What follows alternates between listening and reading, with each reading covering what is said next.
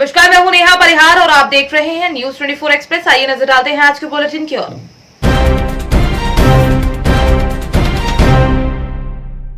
प्रदेश के स्वास्थ्य मंत्री प्रभुराम चौधरी सोमवार को अपने एक दिवसीय दौरे पर उज्जैन पहुंचे। यहां सर्किट हाउस से वे सीधे बृहस्पति भवन पहुंचे।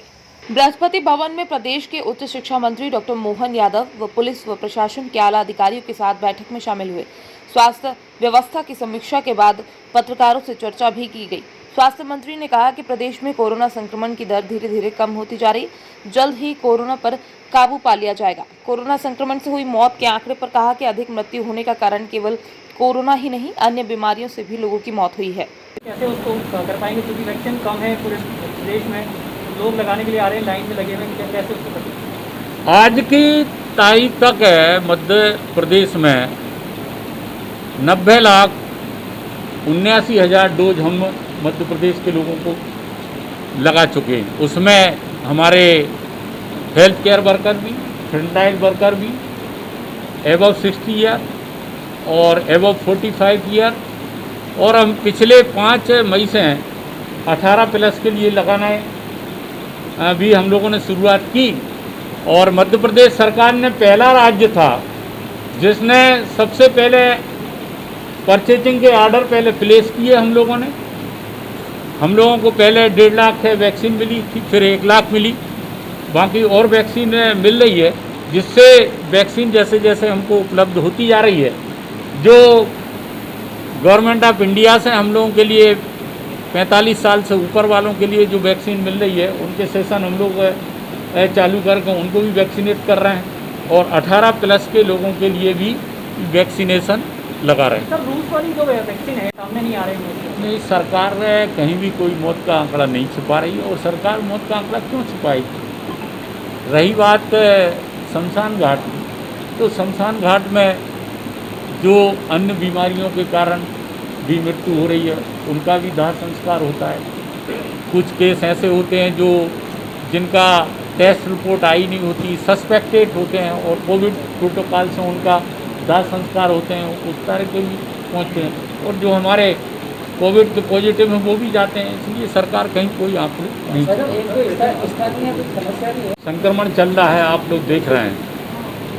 मध्य प्रदेश सरकार आदरणीय मुख्यमंत्री शिवराज सिंह जी चौहान जी के नेतृत्व में लगातार हम लोग प्रयास कर रहे हैं। आप लोग देख रहे हैं कि पूरे प्रदेश के अंदर जो सेकेंड वेव आई, जो पूरी तरह अनएक्सपेक्टेड थी, जिसकी किसी को भी इसका आकलन नहीं था कि इतनी तेज़ी के साथ में फैलेगी, लेकिन सरकार ने लगातार प्रयास किए। बेडों की जहाँ आवश्यकता पड़ी उसको बेडों को बढ़ाया, ऑक्सीजन की आवश्यकता पड़ी तो ऑक्सीजन की व्यवस्थाएं की गई, इंजेक्शन की आवश्यकता हुई उसकी भी व्यवस्थाएं की गई। और जो कोरोना कर्फ्यू 12 अप्रैल के आसपास लगाया गया था, उसके 2 हफ्ते के बाद संक्रमण में गिरावट आई, जो पीक पे जहां 13,500 केस पहुंच गए थे, आज 6,000 से कम केस मध्य प्रदेश में आए हैं। 5,921 आज पॉजिटिव आए हैं, जहां हमारी पॉजिटिविटी रेट 25 तक पहुंच गई थी। आज 10 से कम 9.13 आज पॉजिटिविटी है, और रिकवरी का रेट भी लगातार बढ़ा है। आज 86% करीब रिकवरी हमारी हुई है। टेस्टिंग की कैपेसिटी भी हम लोगों ने बढ़ाई है, और आप देख रहे हैं कि लगातार केस प्रदेश में कम भी हुए हैं। कोरोना कर्फ्यू जो लगाया गया मुख्यमंत्री जी ने, और जो संक्रमित लोग थे उनके उपचार के लिए मुख्यमंत्री कोविड उपचार योजना लगाई गई, चालू की गई, जिससे हमारे जो गरीब लोग हैं, जो आयुष्मान कार्ड जिनके बने थे, ऐसे 2,42,00,000 लोग थे जिनके कार्ड बने थे, और जिनके कार्ड नहीं बने थे और वो पात्रता की श्रेणी में आते हैं, उनका कार्ड बनाकर जिससे गरीब व्यक्ति के लिए निःशुल्क उपचार किया जा सके। जो हमारी सरकारी संस्थाएं हैं वहाँ तो निःशुल्क उपचार पूरा हम लोग करते ही हैं, और जो 7 अस्पताल हम लोगों ने अनुबंध किए थे इंदौर में, उज्जैन, देवास, भोपाल में, वहाँ निःशुल्क किया जा रहा था। स्पुतनिक की जो वैक्सीन की आप बात कर रहे हैं उसके लिए भी हम लोगों ने कंपनियों से बात की थी। अभी उसकी उपलब्धता नहीं हो रही है और जैसा कंपनियों से बातचीत से अभी जानकारी मिली है तो वो अभी पहले कॉर्पोरेट जगत को दे रहे हैं। जैसे ही राज्य सरकारों को मिलना शुरू होगी तो हम लोग अगर हमको जो कंपनियों से हमने ऑर्डर दिए हैं वहाँ से उपलब्धता पूरी नहीं होगी तो वहाँ से भी खरीदेंगे। आयुष्मान कार्ड को लेकर काफी भ्रांतियां हैं, प्राइवेट हॉस्पिटल जो है इलाज करने से मना कर रहा है। आज भी कुछ डॉक्टर आपसे मिलने आए थे प्राइवेट हॉस्पिटल, क्या उसको लेकर मुख्यमंत्री कोविड उपचार योजना जो लागू की गई है, जैसा मैंने पूर्व में बताया कि जो सरकारी अस्पताल थे वहाँ हम लोग फ्री ऑफ कास्ट इलाज कोविड पेशेंटों को कर रहे थे। अनुबंधित अस्पताल थे उनमें हम कर रहे थे और जो प्राइवेट अस्पताल उनका हम लोगों ने पैकेज बढ़ाया। जो कोविड के लिए जो जितना पहले आयुष्मान भारत योजना में उनको पैसा मिलता था उससे 40% उनका पैकेज और बढ़ाया है। और जो अस्पताल उसमें इम्पैनल्ड है 188 पहले थे और हम लोगों ने 445 का करीब टारगेट रखा था, उसमें 300 से ज़्यादा उसमें आवेदन आए थे, उनको भी इम्पैनल्ड किया गया है। और जो प्राइवेट अस्पताल हैं जो आयुष्मान भारत योजना के अंतर्गत इम्पैनल्ड है उन्हें आयुष्मान कार्ड धारियों के लिए और जिनके आयुष्मान कार्ड नहीं भी हैं और वो पात्रता की श्रेणी में आते हैं तो उनको कार्ड बनाकर उन्हें उपचार। ऐसी आयुष्मान भारत ग्रामीण योजना में जो इम्पैनल्ड थे उनको और संख्या बढ़ाई गई है, लगातार बढ़ाई गई है। ऐसे 400 से ज़्यादा हमारे अस्पताल से जिनको हमको इम्पैनल्ड करना था और जिससे कि और जो प्राइवेट अस्पताल के उनका पैकेज भी 40% बढ़ा है जिससे वाइबल हो सके, वो इलाज कर सकें तो गरीबों का जो इलाज किया जा सकता है। किल कोरोना अभियान 2 चलाया गया, फिर किल कोरोना अभियान 3 चलाया गया जिससे हम लोग डोर टू डोर सर्वे कर सकें और उनको मेडिसिन सर्वे में अगर कोई जिसको सर्दी खांसी जुकाम कोई भी साइन सिम्टम्स अगर ऐसे आते हैं, भले वो टेस्ट में पॉजिटिव आया नहीं आया, टेस्ट हुआ है नहीं हुआ, उनको मेडिसिन के किट हम लोगों ने वहीं पर उपलब्ध कराए गए। और जो संक्रमण जितनी केस आए उसमें से जो 75% जो लोग थे वो होम आइसोलेशन में रह रहे थे, उनके लिए विशेष व्यवस्था हम लोगों ने की। उनके घरों पर ही मेडिसिन के किट उपलब्ध कराए गए। कोविड कमांड सेंटर से 2 बार उनसे सुबह शाम बातचीत करते हैं, उनसे हालचाल कैसी स्थिति है उसके बारे में उनसे बातचीत की गई। और अगर पेशेंटों को भी बात करना है तो 1075 नंबर पे वो लोग भी कभी भी राउंड द क्लॉक बातचीत करके अपने सजेशन ले सकते हैं जिससे लोग स्वस्थ होकर घर जा रहे हैं। जैसा कि अभी मैंने बताया कि 5900 अगर आज केस आए हैं तो वहाँ 11500 लोग आज ही स्वस्थ होकर घर पहुँचे हैं। और सरकार ने रात दिन मेहनत करके ऑक्सीजन की उपलब्धता के लिए भी आप शुरुआत के दौर में जो थोड़ी दिक्कत आ रही थी उसके लिए जो लिक्विड ऑक्सीजन दूसरे प्रदेशों से चाहे सड़क मार्ग से लाएं, रेल मार्ग से भी लाएं और एयरफोर्स के विमानों के माध्यम से भी खाली जो टैंकर थे उनको भेजकर ऑक्सीजन की उपलब्धता की। लगभग 100 जगहों पर प्रत्येक जिले में ऑक्सीजन के नए संयंत्र प्लांट लगाने के लिए स्वीकृति दी गई राज्य सरकार के मद से, मुख्यमंत्री जी रिलीफ फंड से, केंद्र सरकार से। और वो काम युद्ध स्तर पर चल रहा है। 8 जिलों में बनकर तैयार भी हो गए, कुछ जिलों में अभी मई के महीने में ही बनकर तैयार हो जाएंगे, कुछ जिलों में जून में बनकर तैयार हो जाएंगे। और ऑक्सीजन जहाँ से भी, चाहे हम पीतमपुर की हम बात करें, चाहे हम बीना रिफाइनरी से हमको ऑक्सीजन मिल सकती थी तो वहीं पर अस्पताल बनाने का निर्णय लिया गया, मालनपुर से मिल सकती थी।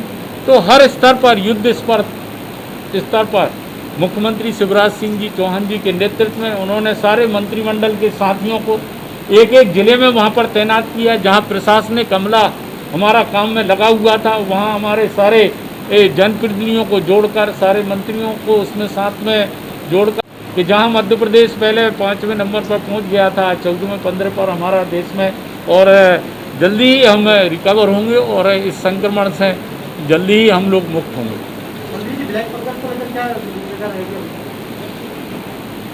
ब्लैक फंगस के जो कुछ केस आए थे उसमें हम लोगों ने, माननीय मुख्यमंत्री जी ने 5 जो मेडिकल कॉलेज हैं, भोपाल, इंदौर, जबलपुर, ग्वालियर, रीवा, जो पुराने शासकीय अस्पताल थे, वहाँ पर वार्ड आरक्षित किए गए हैं और उनको ट्रीटमेंट दिया जा रहा है। दवाइयों की और इंजेक्शन की उपलब्धता के लिए भी मुख्यमंत्री जी ने कल ही रात को प्लान भेजकर बातचीत करके उपलब्ध कराने का कोशिश को, और जो गाइडलाइन है उसके लिए, ट्रीटमेंट के लिए, प्रिवेंशन के लिए जो साइन सिम्टम है, आप लोगों ने देखा होगा आज समाचार पत्रों में भी उसका ऐड लगा है कि जिससे कि लोग सावधानी उसको बरत सकें और प्रॉपर उनको ट्रीट हम लोग कर सकें। सर सेकंड फेज गोवध अधिनियम के वांछित आरोपियों को गिरफ्तार कर जेल भेज दिया गया है। हरपालपुर हरदोई में लगभग 4 माह पूर्व बाइक पर संदिग्ध गोमांस लेकर जा रहे आरोपियों के खिलाफ दर्ज अभियोग में वांछित चल रहे 2 लोगों को पुलिस ने गिरफ्तार कर जेल भेज दिया है। बीते लगभग 4 महीने पहले 27 दिसंबर को एक बाइक पर सवार 2 लोग जा रहे थे। मुखबिर की सूचना पर जब पुलिस ने उनका पीछा किया तो संदिग्ध आरोपी बाइक छोड़कर मौके से फरार हो गए। नगरा भट्टे के पास पुलिस ने एक बाइक व लगभग 12 किलो मांस की पोटली बरामद करते हुए मांस को विधि विज्ञान प्रयोगशाला भेज दिया था तथा संदिग्ध गौ मांस होने पर पुलिस ने एक अज्ञात व एक अज्ञात के खिलाफ अभियोग पंजीकृत किया था। राज्य मंत्री चौधरी उदयभान सिंह ने स्वास्थ्य केंद्र का निरीक्षण किया। फतेहपुर सीकरी सामुदायिक स्वास्थ्य केंद्र का निरीक्षण करने पहुंचे राज्य मंत्री चौधरी उदयभान सिंह पूर्व में भी राज्य मंत्री सीएचसी का निरीक्षण कर चुके हैं। इस बार के निरीक्षण में सभी व्यवस्थाएं दुरुस्त मिली। वहीं केंद्र पर सोशल डिस्टेंसिंग का पालन नहीं होता। कोविड-19 के मरीजों को इलाज के लिए आगरा जाना पड़ता है। सारी व्यवस्थाएं सीकरी सीएचसी पर ही मौजूद है, केंद्र पर मौजूद है। राज्य मंत्री ने कहा व्यवस्थाएं हो तो अवगत कराएं। जबलपुर गोहलपुर अंतर्गत मोबाइल में बैलेंस कराने गई हिंदू युवती के साथ मुस्लिम दुकान संचालक दुकान का शटर लगाकर उसे बाध्य कर रहा था। पुलिस ने केवल लॉकडाउन में दुकान खोलने की कार्यवाही की।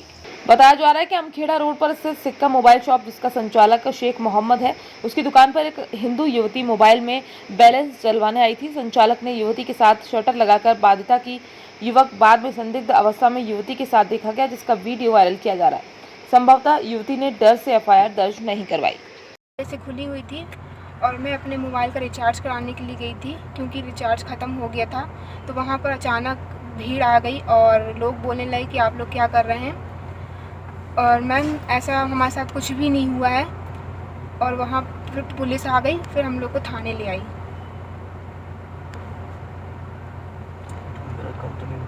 कोई गलत काम तो नहीं हुआ आपके साथ? नहीं, मैं उनके ऊपर कोई भी कार्रवाई नहीं करना चाहती हूँ। वीडियो वायरल हुआ। हाँ, ऐसी हमें जानकारी मिली है। मैं आर.के. गौतम टीआई गोहलपुर की कोई वीडियो वायरल हो रहा है जिसमें लड़का लड़की से संबंधित है और ये दोनों अलग अलग समाज से भी संबंधित हैं। आज जैसे कि थाने से जानकारी प्राप्त हुई है कि एक हिंदू लड़की जो कि एक मुस्लिम लड़के की मोबाइल दुकान में अपना मोबाइल रिचार्ज कराने के गई थी। क्योंकि उसे दुकान खुली मिली तो वो उसके दुकान के भीतर गई। वो संदिग्ध अवस्था में, ऐसा लोगों का कहना है कि वहाँ मिली थी, लेकिन हम जब पुलिस वाले वहाँ पहुँचे तो ऐसी कोई परिस्थितियाँ नहीं पाई गई। लड़की प्रॉपर यूनिफॉर्म में भी थी और लड़का ज़रूर अपने चूँकि दुकान में मिला था। तो अब दोनों लड़का लड़की को हमारे जो थाने की पुलिस है थाने लाई थी, पूछताछ की गई। लड़की चूँकि बालिग है, लड़की ने किसी प्रकार की कोई रिपोर्ट नहीं की। हमने उसका वीडियो भी बनाया है और उसका लिखित कथन भी लिया है। इस कारण कोई भी अपराध थाने में पंजीबद्ध नहीं है। क्योंकि थाना गोहलपुर में अर्थात जबलपुर जिले में धारा 144 कोरोना संक्रमण काल को देखते हुए लागू है। इस कारण हमने इस लड़के शेख मोहम्मद के विरुद्ध दुकान खोलने के कारण धारा 188 भारतीय दंड विधान एवं 269 के तहत प्रकरण पंजीबद्ध किया है। आपदा प्रबंधन की धारा 51 भी लगाई है। चूँकि ये मामला जमानती है, इस कारण इसमें नोटिस देकर इसकी जमानत दी गई। कानून व्यवस्था की स्थिति को देखते हुए हमने इसके विरुद्ध धारा 151, 107-16 के अंतर्गत प्रतिबंधात्मक कार्रवाई भी की। जी कहाँ की घटना और कब? ये अमखेड़ा रोड पर ये दुकान है इसकी, जो शेख मोहम्मद है, इसकी ये मोबाइल शॉप है। ये आज चूँकि खोले था, ये अपराध किया इसने, इसके कारण इसके विरुद्ध अपराध पंजीबद्ध किया गया है। मेरठ सांगली में कोरोना से मौत के बाद अंतिम संस्कार के लिए परिजनों ने उनसे मुंह मोड़ लिया और सांगली नगर निगम के 3 पार्षदों ने कब्रिस्तान में जाकर कोरोना के शव को दफनाने का साहसिक कदम उठाया। पूरा देश आज कोरोना महामारी से जूझ रहा है। इसमें भी कोरोना से हुई मौत के बाद अंतिम संस्कार की स्थिति भयावह बनती जा रही। कब्रिस्तान में दाह संस्कार करने वालों के अलावा कोई आगे नहीं आता। अंतिम संस्कार से परिजन मुंह मोड़ रहे हैं। यहाँ देखा जा रहा है कि कोरोना संकट के समय जो भी मर रहे हैं, ऐसे समय में सांगली नगर निगम के तीनों नगर सेवकों ने रिश्ते निभाने के लिए सीधे कोरोना की लाश को जलाने यानी अंतिम संस्कार करने का साहसिक कदम उठाया। आज मिरज पंढरपूर रोड कोविड स्मशानभूमी येथे महापालिकेच्या वतीने नगरसेविका मदनी मॅडम व त्यांचे सहकारी पंढरपूर रोड स्मशानभूमी येथे भेट देऊन ती पाहणी करून व जे नातेवाईक आले नाहीत मयत पॉझिटिव्ह पेशंटचे त्यांच्या पॉझिटिव्ह पेशंटला धन स्वतः त्यांनी देऊन मोठं कार्य इथं केलेलं आहे। मी नगरसेविका गीतांजली ढोपे पाटील, त्याचबरोबर सांगली मिरज कुपवाड सभापती महिला व बाल कल्याण समिती। आज मला खरंच खूप अभिमान वाटतो, त्याचबरोबर सार्थ वाटतं मी नगरसेविका असल्याचा। याचं कारण म्हणजे मी आणि माझ्या सहकारी नगरसेविका कल्पनाताई कोळेकर, सविताताई मदने आम्ही तिघींनी मिळून जे कोरोनाबाधित शव आहेत यांच्यावरती अग्निसंस्कार केले। खरं म्हणजे यातून मला सगळ्यांना एक संदेश द्यावासा वाटतो, तो म्हणजे आपण जे कोरोनाबाधित व्यक्ती आहेत त्यांना दुर्लक्षित न करता त्यांना लांब राहून, त्यांच्यापासून लांब राहून त्यांना मदत करूयात। त्यांना जे कोरोनामुळं मनावरती त्यांचा जो परिणाम होतो त्यापासून दूर ठेवूयात, त्यासाठी त्यांना मदत करत राहूयात अशी मी सर्वांना विनंती करते। आज कोरोना यामुळं आपले खरंच खूप नुकसान झालेलं आहे, प्रत्येकाचंच खरंच खूप नुकसान झालेलं आहे। अगदी प्रत्येक व्यक्तीला, प्रत्येक व्यक्तीच्या मनावरती दडपण आहे।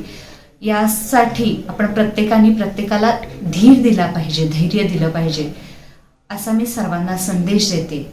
आणि या कोरोनाच्या काळामध्ये आपण कोरोनावरती मात करण्यासाठी त्याचे लढवय्ये म्हणून नेहमीच जागरूक राहूयात असा सर्वांना संदेश देते आणि माझं बोलणं संपवते। जय हिंद, जय भारत, जय महाराष्ट्र। भीतरगांव में स्थित साधन सहकारी समिति भीतरगांव में बने पीसीएफ के गेहूं क्रय केंद्र का न्यूज 24 एक्सप्रेस के ब्यूरो चीफ रमाशंकर शुक्ला द्वारा रियलिटी चेक किया गया और इस दौरान किसानों और केंद्र प्रभारी से भी बात की गई। केंद्र प्रभारी उदय भान सिंह ने बताया कि गेहूं बेचने आने वाले किसानों को कोई दिक्कतों का सामना नहीं करना पड़ता एवं कोरोना वायरस से बचाव संबंधित सभी प्रकार की औपचारिकताएं पूरी हैं। केंद्र प्रभारी उदय भान सिंह ने यह भी बताया कि साधन सहकारी समिति भीतरगांव में अभी तक कुल 51 किसानों का 1791 कुंटल गेहूं खरीदा गया है। किसानों से बातचीत की गई तो उन्होंने बताया कि उन्हें गेहूं बेचने में कोई परेशानी नहीं हुई। क्या नाम आपका? लक्ष्मी सुंदर तिवारी। कहाँ रहते हैं आप? रायपुर। किसान हैं आप? किसान। आप यहाँ पे गेहूँ लाए हैं? गेहूँ लाए। आपको यहाँ पे कोई गेहूँ लाने में कोई दिक्कत तो हुई? कोई दिक्कत नहीं। केंद्र प्रभारी द्वारा आपको कोई दिक्कत तो नहीं दी? कोई दिक्कत नहीं। कोई दिक्कत है? कितना कुंटल गेहूँ आपका लगभग? लमसम होगा 50 कुंटल। ठीक। क्या नाम है आपका? गणेश सिंह। कहाँ के निवासी हैं आप? ग्राम बरी, पोस्ट मेरवी, जिला रायबरेली। आपको यहाँ पे गेहूँ लाने में कोई दिक्कत परेशानी तो नहीं हुई? No problem. कोई प्रॉब्लम नहीं।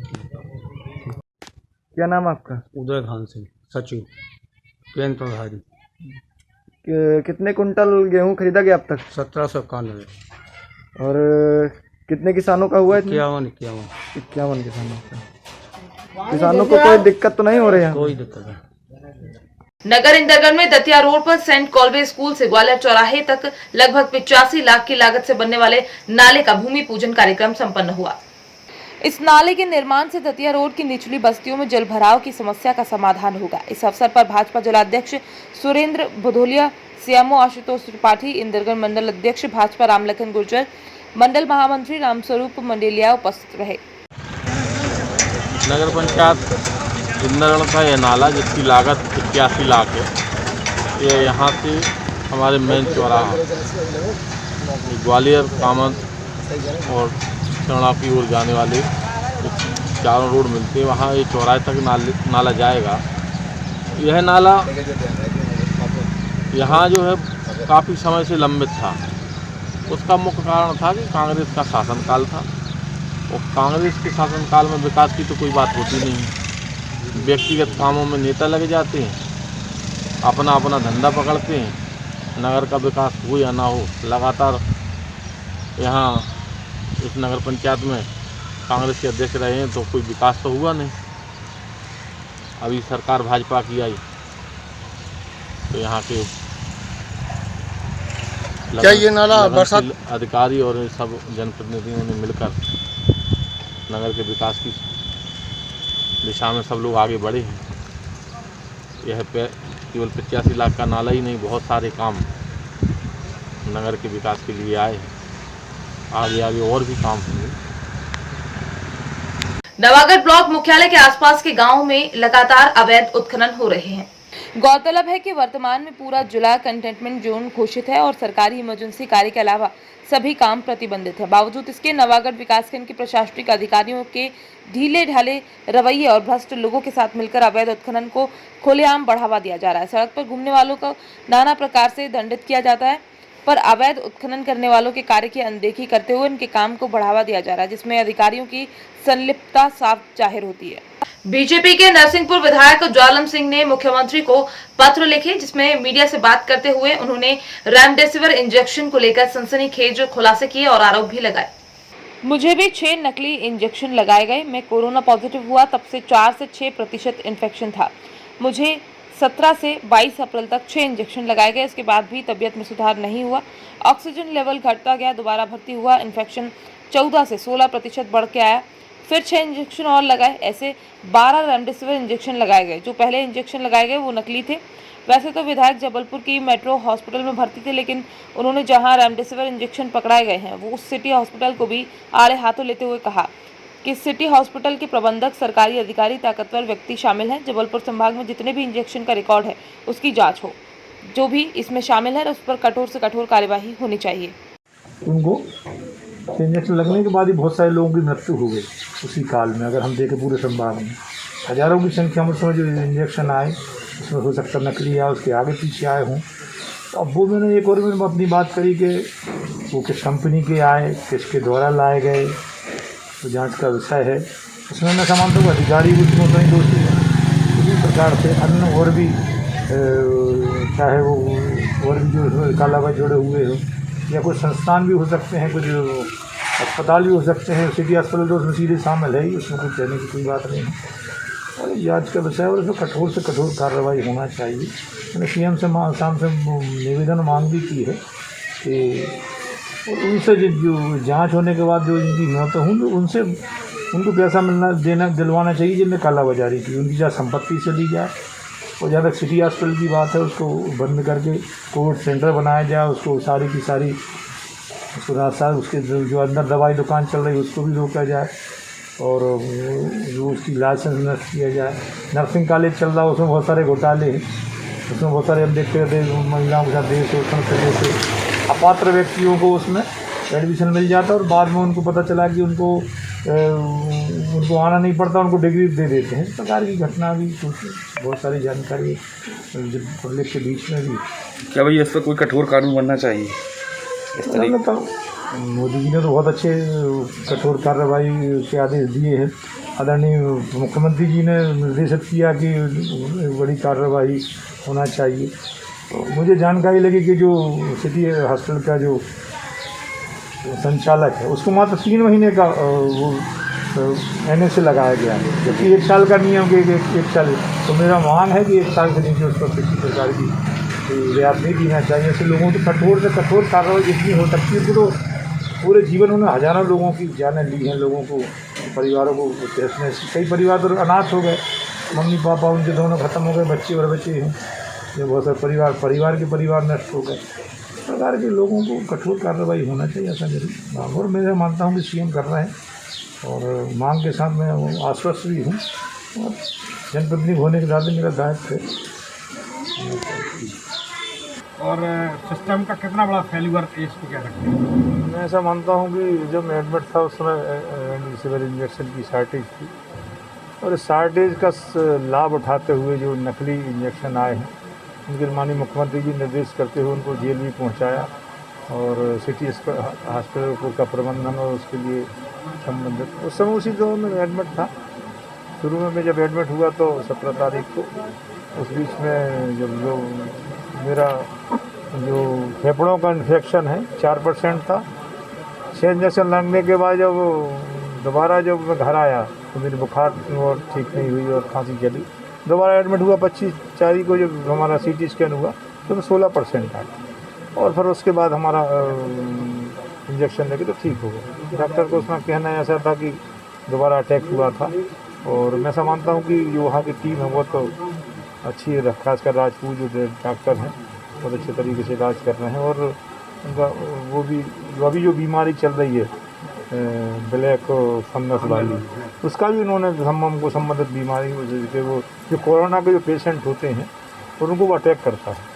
मैं आपके चैनल के माध्यम से मैं जानकारी देना चाहता हूँ, जो जानकारी है ऐसे लोग दूर रहें उससे, जिसको कोरोना हुआ ऐसे स्थानों से तो जहाँ पानी भरा हो या दलदल हो या कोई चीज़ सड़ रही हो, या जिसको हम भूरा कहते हैं, ऐसे स्थान है जो लकड़ी जहाँ जंगल में हम देखते हैं लकड़ी में ब्लैक तो वहाँ फंगस होती है, उनसे हमको दूर रहना कोरोना वालों।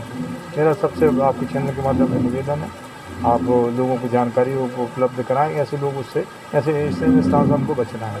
तो इससे भी हम सबको ऐसा मानता हूँ कि, और जहाँ तक वो नकली इंजेक्शन की बात है तो वो उस समय उपलब्ध हुए, पूरे संभाग में हुए, पूरे संभाग।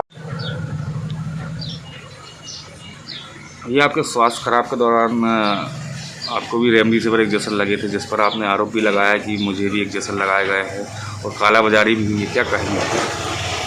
मैं समझता हूँ कि जब रेमडेसिविर की शॉर्टेज थी उसी समय मैं बीमार भी हुआ था, और मुझे 12 रेमडेसिविर इंजेक्शन लगाया गया। पहली बार जब मैं 17 तारीख को एडमिट हुआ था, और उस समय मेरा फेफड़ों का इन्फेक्शन वो 4% था। दोबारा एडमिट हुआ तब CT स्कैन 25 तारीख को कराई, तब वो 15 और 16% था इंजेक्शन 6 इंजेक्शन लगने के बाद। और उसके बाद जब 6 इंजेक्शन लगे उसमें मैं ठीक हो गया, मतलब 16% भी वो 6 इंजेक्शन बाद वाले में ठीक हो गया। उसी प्रकार से हमारे साले दिनेश पटेल जी, उनको मात्र 2% इन्फेक्शन था उसी समय जब मुझे हुआ, तो उसके 2-3 दिन बाद मेरी श्रीमती जी को भी 2% था, क्योंकि श्रीमती जी ने दवाई प्रोवाइड उनको की डॉक्टर ने, और उनको वैक्सीन लग गई थी। दिनेश पटेल को वैक्सीन नहीं लगी थी और शुगर भी थी, तो डॉक्टर ने उनको 4 इंजेक्शन लगा के दोनों ठीक हो गया। और वो लगातार फिर उसके बाद CT स्कैन नहीं कराई, और उसके कारण मैं ऐसा मानता हूँ कि वो 8 दिन बाद उनको बुखार आती थी, उन्होंने तो देखा तो वो लगभग 90 और 92% इन्फेक्शन हो गई। 2-1 उदाहरण तो मेरे हमारे परिवार। प्रदेश अध्यक्ष विष्णुदत्त शर्मा के आह्वान पर जिला अध्यक्ष मलखान सिंह के नेतृत्व में बिजावर भाजपा मंडल द्वारा गांव-गांव जाकर कोरोना वैक्सीन लगवाने के लिए प्रेरित कर मास्क और सैनिटाइजर वितरित किए जा रहे हैं। मीडिया प्रभारी राकेश सिंह राय ने जानकारी देते हुए बताया कि भाजपा मंडल अध्यक्ष राम मनोहर तिवारी की टीम आज ग्राम गुलगंज पहुंचे और जागरूकता रथ के माध्यम से कोरोना वैक्सीन का टीका लगवाने के लिए लोगों को प्रेरित किया और हर घर में मास्क और सैनिटाइजर वितरित किए। सभी से आग्रह किया कि सभी सोशल डिस्टेंसिंग का पालन करते हुए अपने घरों पर सुरक्षित रहें और मास्क का उपयोग करें। कोरोना हारेगा, हम जीतेंगे। आपके घर घर सैनिटाइजर और मास्क का वितरण कर रहे हैं, और आप सभी से विनम्र अपील ये है कि शासन द्वारा जो कोविड-19 की वैक्सीन लगवाई जा रही है, जो कुछ लोग आपको भ्रांति फैला रहे हैं कि वैक्सीन लगने से हमें बुखार आ जाएगा, शारीरिक इफेक्ट होगी। लेकिन मैं आप सभी को बताना चाहता हूं कि अगर वैक्सीन हम सबको 2 डोज लग जाते हैं तो हमारी जिंदगी निश्चित ही सुरक्षित रहेगी। आपको ये नहीं है कि वैक्सीन लगने पर कोरोना नहीं होगा, वैक्सीन नहीं लगेगी, कोरोना होगा, लेकिन हमारी जान पे खतरा नहीं होगा। आप सभी लोग माननीय प्रधानमंत्री महोदय जी, आदरणीय मुख्यमंत्री जी, शासन प्रशासन, जिला महोदय, श्रीमान कलेक्टर साहब, SP सर, SDM सर, सभी लोग वैक्सीन लगवा रहे हैं। पत्रकार के सभी साथी, मीडिया बंधु भी वैक्सीन लगवा रहे हैं। वैक्सीन लगने से निश्चित ही तौर पर हमारी जिंदगी सुरक्षित रहेगी, इसलिए सभी को वैक्सीन लगवाना है। वैक्सीन लगवाने के लिए आसपास में सभी लोगों को प्रेरित भी करना है, लेकिन वैक्सीन जरूर लगवाएं, अपने जीवन को जरूर सुरक्षित रखें। जो लोग वैक्सीन के बारे में भ्रांति फैला रहे हैं वो आपकी जिंदगी पे काल मरवाने के लिए काम कर रहे हैं। लिहाजा तो वैक्सीन से कोई शारीरिक इफेक्ट है, वैक्सीन लगने से हमारी जिंदगी ही सुरक्षित है, इसलिए हमें वैक्सीन पर विशेष ध्यान देना है और वैक्सीन निःशुल्क लगाई जा रही है। आज के बुलेटिन में फिलहाल इतना ही। बने रहिए न्यूज़ 24 एक्सप्रेस के साथ। नमस्कार।